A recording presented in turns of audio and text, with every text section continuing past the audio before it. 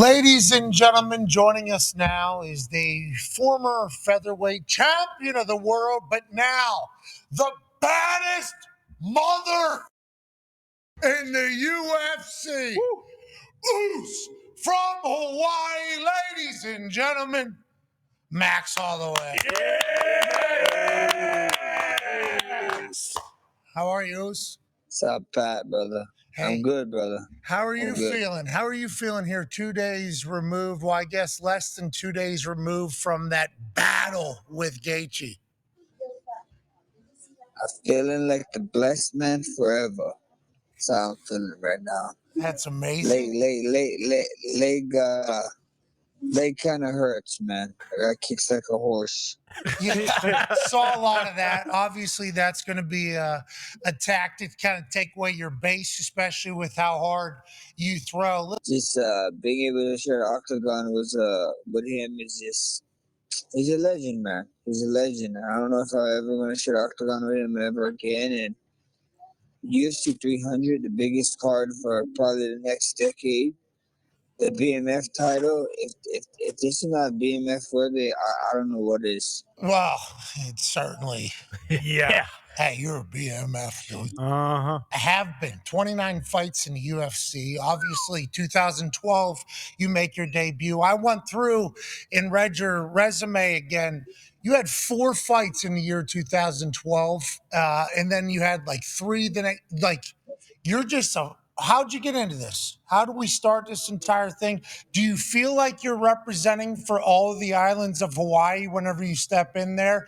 And if you let them down, you can't fly back? Like, what is the mindset and how did you get into this? For sure. From the island for the islands. So that's just what it is. Where I'm from, why not Hawaii? I mean, everybody always says a joke. When the UFC gyms came down to to Oahu, Hawaii, they said, "Oh, look, the first UFC gym." That was a lie. The first UFC gym was Warner High School, where we from, and the kids just fighting all the time. So I got into it because I just wanted to be able to protect myself. Yeah, well, turns out everybody probably on the other side of that was like, enough protecting yourself. Yeah. Yeah, we're trying to protect ourselves from this entire thing. I saw obviously kickboxing, jiu-jitsu in there, Muay Thai, I think, but also boxing. You're an absolute stallion at. Are you still working on all of these? Are you still getting better, you think? Like, where do you put yourself right now versus maybe 5-10 years ago? Oh, for sure, for sure. MMA is a forever growing sport, and to stay with the pack, if you want to stay with it, you gotta keep growing, keep evolving.